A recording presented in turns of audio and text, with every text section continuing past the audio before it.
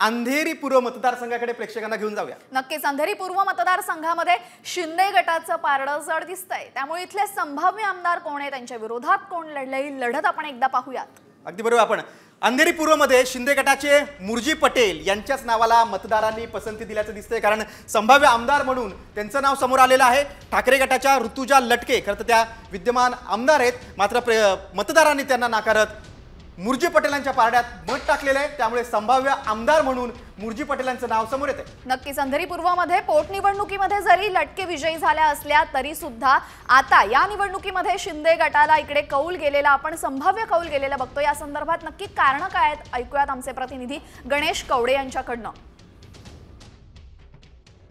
अंधेरी पूर्व विधानसभेमध्ये शिवसेना विरुद्ध शिवसेना असा सामना पाहायला मिळाला। एकनाथ शिंदेंच्या शिवसेनेकडून या ठिकाणी मुरजी पटेल निवडणुकीच्या रिंगणात होते, तर उद्धव ठाकरे यांच्या शिवसेनेकडून ऋतुजा लटके या निवडणुकीच्या रिंगणात होते।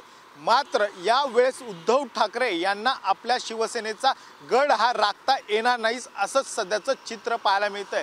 2019च्या विधानसभेमध्ये रमेश लटके खरं तर या ठिकाणी आमदार झाले, मात्र यांच्या निधनानंतरून या ठिकाणी पोटनिवडणूक झाली आणि याच पोटनिवडणुकीमध्ये त्यांची पत्नी या ऋतुजा लटके यांचा विजय झाला। मात्र ऋतुजा लटके या मशाल चिन्हांवरच्या एकमेव आमदार उद्धव ठाकरे यांच्याकडे होत्या, कारण की शिवसेनेच्या फुटीनंतरून उद्धव ठाकरे यांना हे मशाल चिन्ह देण्यात आलं होतं आणि त्यानंतरच्या ह्या एकमेव आमदार होत्या। मात्र तेव्हापासूनच मुरजी पटेल निवडणुकीची तयारी करत होते आणि यावेळेस मात्र मुरजी पटेल यांचं पारडं आहे ते जड असल्यामुळे मुरजी पटेल यांचा विजय होईल असं सध्याचं चित्र पाहायला मिळत आहे।